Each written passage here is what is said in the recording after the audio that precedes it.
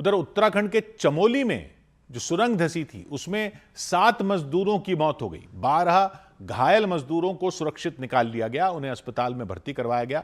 राहत और बचाव की टीम ने जानकारी दी कि 22 मजदूर सुरंग में फंसे थे। बचे हुए 3 मजदूरों को निकालने के लिए राहत और बचाव का काम फिर तेज कर दिया गया, पूरी ताकत लगा दी गई। जो 3 बच गए अंदर। हादसा चमोली के पीपल कोटी में हुआ। वहां हाइड्रो पावर प्रोजेक्ट के तहत यह सुरंग बनाई जा रही थी, यानी पानी से बिजली बनाने के लिए जो प्रोजेक्ट बनाया जा रहा है उसमें यह सुरंग बन रही थी। सुरंग करीब 3 किलोमीटर लंबी है। 12 साल से वहां काम चल रहा है। पहाड़ को तोड़कर अंदर सुरंग खोदी जा रही, लेकिन एक रोज पहले वहां भयानक हादसा हो गया। सुरंग अचानक धंस गई, उसमें पानी भर गया, मलबा भर गया, कीचड़ भर गया, मजदूर फंस गए अंदर। प्रशासन के मुताबिक जिस वक्त सुरंग धंसी उसके अंदर 22 मजदूर काम कर रहे थे, मशीनों के साथ थे, खुदाई कर रहे थे, सुरंग को खोदकर अंदर ही अंदर आगे बढ़ रहे थे। हादसे में सुरक्षित बचे मजदूरों ने बताया कि अचानक सुरंग की छत एक जगह धंस गई, नीचे बैठ गई। कंक्रीट से बना मोटा स्लैब टूट गया छत का। छत के टूटते ही हजारों टन मलबा सुरंग में आ गया, लाखों लीटर पानी आ गया, सैकड़ों टन कीचड़ अंदर आ गया। जोरदार आवाज हुई। मजदूरों ने बताया ऐसा लगा जैसे वहां कोई बांध फट गया हो। किसी को संभलने का मौका नहीं मिला। पानी और कीचड़ के साथ कुछ मजदूर सुरंग से बाहर जाने वाले रास्ते की तरफ चले गए, जबकि कई मजदूर सुरंग के उस हिस्से में फंस गए जहां खुदाई चल रही थी। तेज से पानी हवा आया, उसके बाद हम लोग पूरा इधर बाहर फेंक दिया। उसके बाद थोड़ा पानी सोलो हो गया, उसके बाद हम लोग धीरे धीरे करके निकल गए। सुरंग के धंसते ही अफरा तफरी मच गई, चीख पुकार मच गई। अंदर फंसे मजदूरों को बचाने के लिए राहत और बचाव का काम शुरू किया गया। एनडीआरएफ के जवानों को बुला लिया गया, एसडीआरएफ के जवानों को बुला लिया गया, आईटीबीपी के जवानों को बुला लिया गया, सेना की एक टुकड़ी बुला ली गई, पुलिस प्रशासन के बड़े बड़े अफसर पहुंच गए। लेकिन सुरंग धंसने से उसमें आया पानी और मलबा राहत और बचाव टीम के लिए चुनौती बन गया।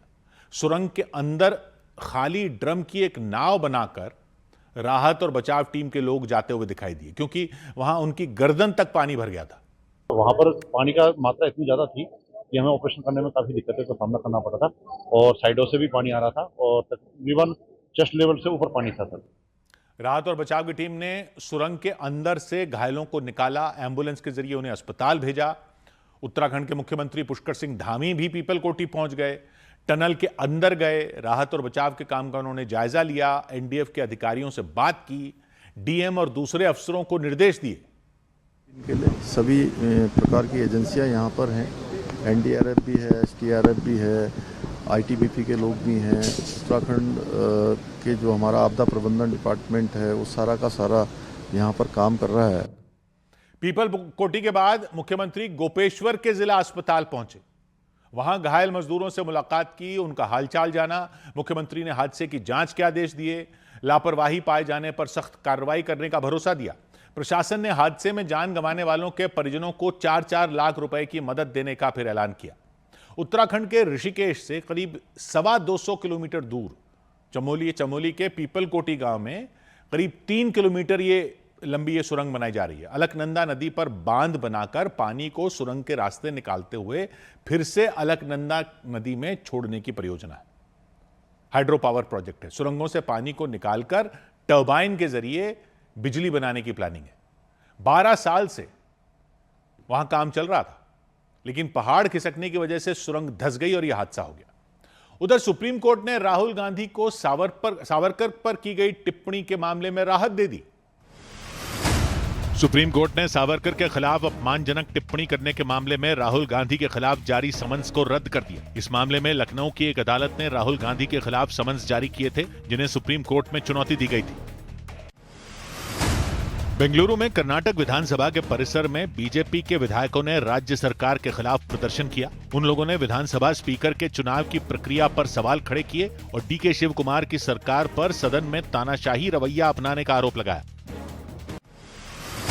लखनऊ में एक सरकारी स्कूल में टीचरों की कमी से नाराज छात्र धरने पर बैठ गए और सड़क पर नारेबाजी शुरू कर दी। धरने की वजह से यूपी की समाज कल्याण मंत्री असीम अरुण की गाड़ी जैम में फंस गई। इसके बाद असीम अरुण ने छात्रों के बीच जाकर उनकी समस्याएं सुनी और इस मामले को लेकर अधिकारियों से बात की। अगले साल से शुरू होने वाले जनगणना के दूसरे चरण में लोगों से उनकी जातियां भी पूछी जाएंगी। केंद्र सरकार ने जनगणना के दौरान पूछे जाने वाले 40 सवालों की लिस्ट जारी कर दी। इस लिस्ट में जाति से जुड़ा सवाल भी शामिल किया गया। इसके अलावा कोविड वैक्सीनेशन और डिजिटल साक्षरता की जानकारी भी मांगी जाएगी।